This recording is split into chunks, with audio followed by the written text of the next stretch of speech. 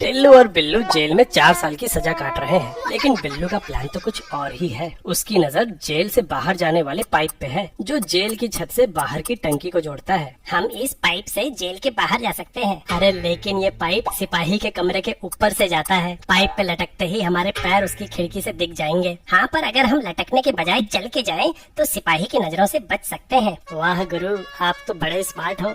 वो तो मैं हूँ, लेकिन पाइप पे चलना काफी मुश्किल है। मैंने कई बार कोशिश की, लेकिन बैलेंस ही नहीं बनता। बॉस, मैं फिजिक्स का इस्तेमाल करके इसका कोई सोल्यूशन निकालता हूँ। अरे हम दोनों फिजिक्स में गोल हैं। पहले भी फिजिक्स ने हमें धोखा दिया है। इस बार मैं किताब पढ़ के अच्छे से प्लान बनाऊंगा। रात भर किताब पढ़ी तो समझ आया कि पाइप पे बैलेंस बनाने के लिए रोटेशनल इनर्शिया का कॉन्सेप्ट काम आएगा। जब हम पाइप पे बैलेंस्ड होते हैं तो हमारा सेंटर ऑफ मास इसके ठीक ऊपर होता है, लेकिन थोड़ा सा बैलेंस बिगड़ते ही ये पाइप के बगल में आ जाता है। अब ग्रेविटेशनल फोर्स की वजह से हमारे ऊपर एक टॉर्क लगने लगता है। ये टॉर्क एक डीस्टेबलाइजिंग टॉर्क है, मतलब कि टॉर्क एंगल को बढ़ाएगा, और अब बढ़े हुए एंगल की वजह से टॉर्क बढ़ेगा। फिर ये बढ़ा हुआ टॉर्क एंगल को और ज्यादा बढ़ाएगा, और इन दोनों के बढ़ते बढ़ते हम नीचे गिर जाएंगे। लेकिन हम कितनी जल्दी नीचे गिरेंगे ये हमारे मोमेंट ऑफ इनर्शिया पे निर्भर करता है, और moment of inertia rotational axis से मास की दूरी पे। वैसे मोमेंट ऑफ इनर्शिया केवल सेंटर ऑफ मास की दूरी पे डिपेंड नहीं करता, बल्कि पूरे मास के डिस्ट्रीब्यूशन पे डिपेंड करता है।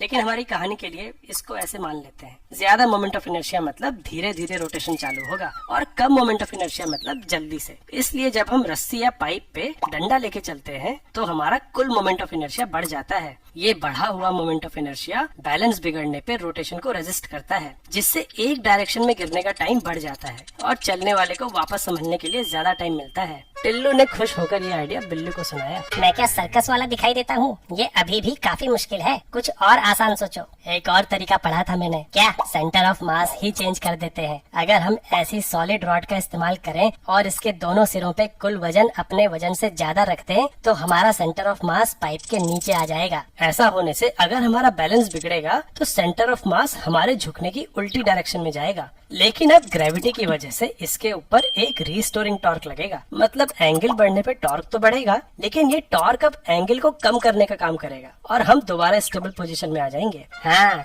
ये तरीका बेस्ट लग रहा है। आइडिया तो ठीक है, लेकिन सॉलिड रॉड कहाँ से लाएं? ये रस्सी और डंडा जो छुपा के रखे थे कब काम आएंगे? सेंटर ऑफ मास तो इनसे भी नीचे आ जाएगा। बिल्लू ने डंडा पकड़ा और पाइप पे चल दिया, लेकिन थोड़ी दूर जाते ही बिल्लू का बैलेंस बिगड़ गया। लेकिन रीस्टोरिंग टॉर्क लगने के बजाय डिस्टेबलाइजिंग टॉर्क लग गया। अहम मौके पे उसने पाइप पकड़ लिया और गिरने से बच गया, लेकिन लटकते ही वो सिपाही को दिख गया। तू तो बोल रहा था ये काम करेगा। टिल्लू के रस्सी वाले तरीके ने काम क्यों नहीं किया, और ये इस मेटल रॉड वाले सेटअप से कैसे अलग है? कमेंट से बताओ।